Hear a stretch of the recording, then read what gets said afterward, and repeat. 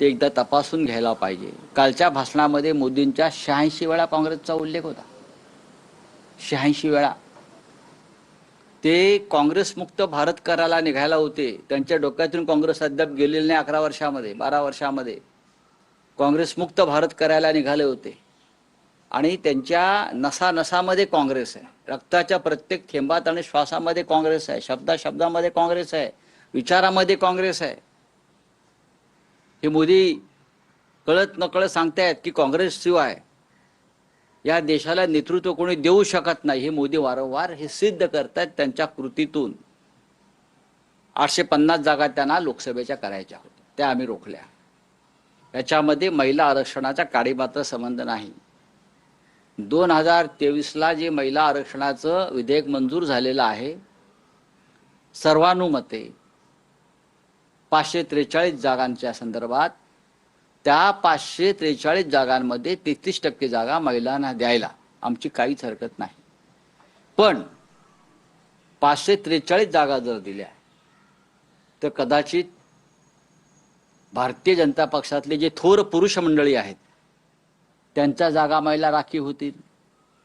त्यात अमित शहांची पण जागा राखीव होऊ शकते, वाराणसीची जागा राखीव होऊ शकते, अनेकांच्या जागा राखीव होऊ शकतात महिलांसाठी।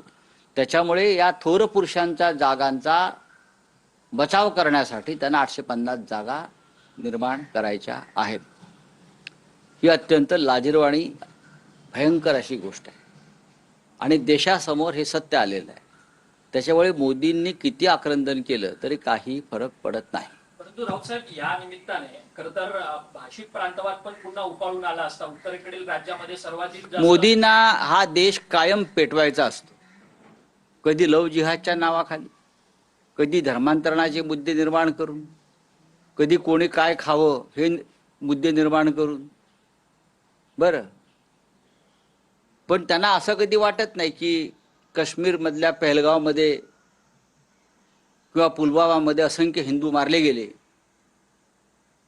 त्यांच्या सुद्धा माता भगिनी आणि पत्नी या महिला आहेत। त्या महिलांचा आक्रोश त्यांना कधी दिसला नाही। पण राजकीय आरक्षणामध्ये त्यांना महिलांचा आक्रोश दिसतोय। छाती पिटत महिला खासदार वगैरे त्या राहुल गांधीच्या घरासमोर वगैरे जे काय फिरतायत ना, ही ढोंग बंद करा। ढोंग तुमच्या ज्या कृती आणि या ज्या काही ॲक्शन आहेत महिलांच्या, जग हसतंय त्याच्यावर, जग हसतंय। परंतु या सगळ्या बिलच्या संदर्भात खरं तर स्टॅलिन प्रामुख्याने समोर आले। त्यांनी ते बिल जाळलं। राज्यातले नेते फक्त, आपल्या महाराष्ट्रातले नेते मंडळी फक्त बोलले, तुम्ही देखील संसदेत बोललात, परंतु कोणताही बघा तसं नाही, बरोबर नाही। पण आम्ही सगळ्यांनी मिळून ह्या बिलाचा पराभव केला ना। तुम्ही असं कसं काय म्हणता? काही लोक म्हणतात महाराष्ट्रानं काय केलं। बघा, महाराष्ट्रावरती या बिलासंदर्भात तसा अन्याय झाला नाही। 48च्या 72 जागा झाल्या, आपण पाहिलं असेल।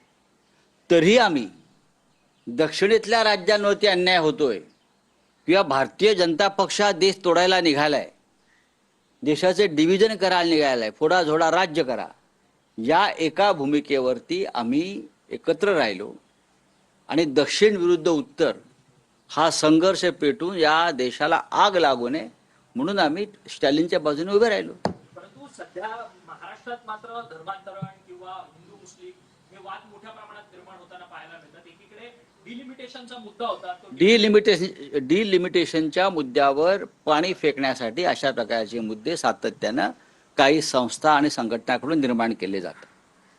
खरं म्हणजे याचा पूर्ण तपास व्हायला पाहिजे। आपण धर्मांतरण विरोधी कायदा आणलेला आहे, तरीही सत्य बाहेर आलं पाहिजे। टाटा सारख्या कंपनीमध्ये, TCS मध्ये, बरं, आमच्याकडे पूर्ण माहिती असते, सरकारपेक्षा जास्त माहिती आमच्याकडे। सरकारकडे जी माहिती आहे ती त्यांनीच नेमलेल्या पोलिसांकडून त्यांना हवी तशी माहिती आणि रिपोर्ट्स ते तयार करतात। सरकारकडे जर योग्य कारवाईचे संकेत किंवा माहिती असती तर खरात प्रकरणातल्या, खरात फाईल्स प्रकरणातल्या अनेक मंत्र्यांवरती एव्हाना